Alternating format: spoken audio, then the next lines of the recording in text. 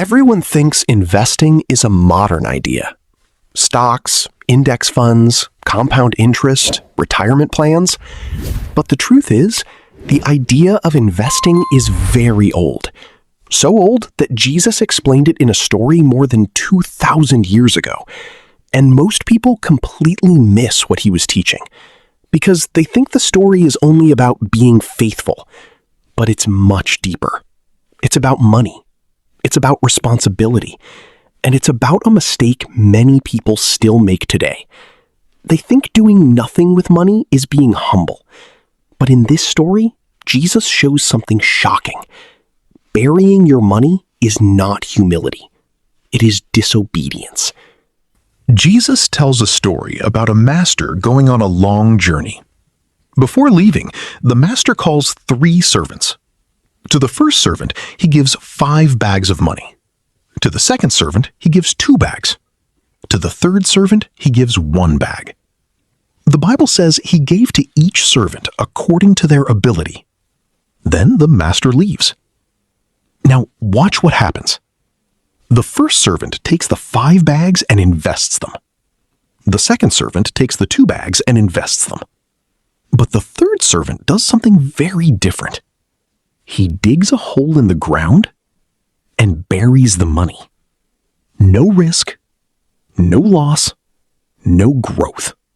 Just safety. After a long time, the master returns and asks for a report. The first servant doubled the money. The second servant doubled the money. But the third servant says, "Master, I knew you were strict. I was afraid. So I hid your money in the ground. Here it is, safe." And here is the shocking part. The master is not happy. He does not say, "Good job for being careful."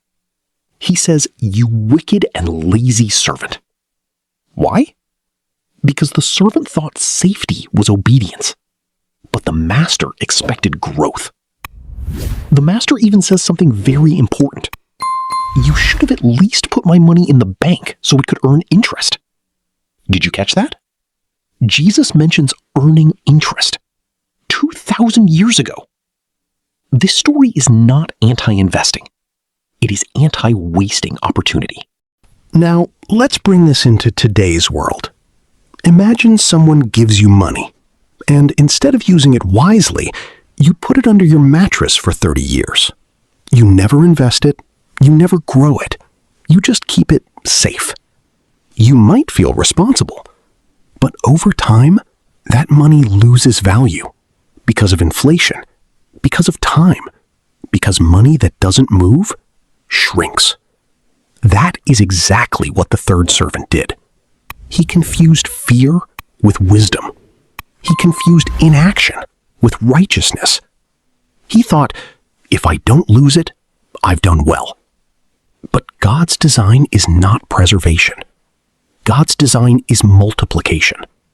From the very beginning of the Bible, God's first instruction to humans was, be fruitful and multiply. That is an investing principle. Take what you are given and grow it. Think about something simple, like index funds. An index fund is not gambling. It is steady, patient growth. You don't panic. You don't chase quick riches. You let time do the work. That is what the first 2 servants did. They worked with what they had. They allowed growth to happen. This is called compound interest. Compound interest is when money earns money, and then that money earns more money, and then that money earns even more. Slow, steady, powerful. And this is exactly how God designed growth in nature. A seed becomes a tree. The tree produces many seeds. Those seeds become many trees. God loves multiplication. What he does not like is when we bury seeds in the ground. The third servant buried a seed and called it faithfulness. But it was fear, and fear stopped growth. Today, many people repeat this mistake. They say, I don't invest because I don't want to lose money. I just save. I'm being careful. But over 20, 30 or 40 years, that money slowly loses power. And they don't realize they are copying the third servant. They are burying their talent. Notice something else very important.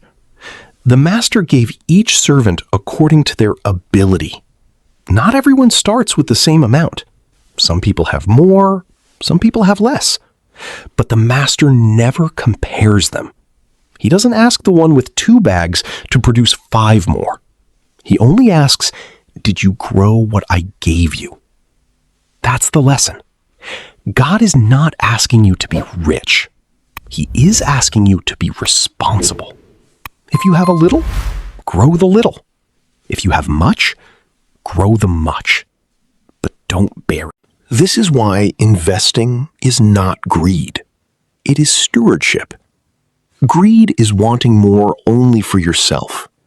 Stewardship is growing what you've been given so it can bless more than just you. When your money grows, you can care for your family. You can help others. You can give more.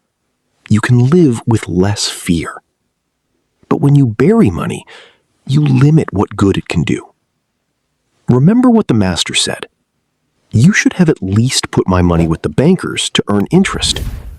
In today's language, that sounds like you could have at least put it somewhere safe where it grows slowly.